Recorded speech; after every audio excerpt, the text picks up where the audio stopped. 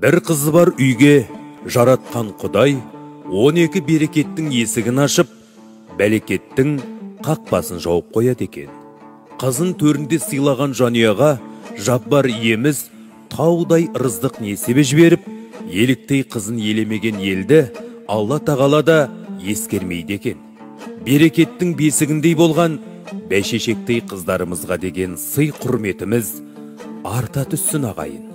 Себебі олар бір қолымен бесік тербетсе, бір қолымен әлемді тербетеді. Ат биеден болғанда алып анадан емес пе?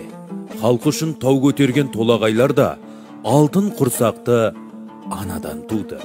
Саналы елмен сапалы ұрпақтың өзегі болған асыл аналарымыз аман болсын десек, қызғалдақтай құлпырған қыздарымызды құрметтейік. Ұрпағым аман болсын.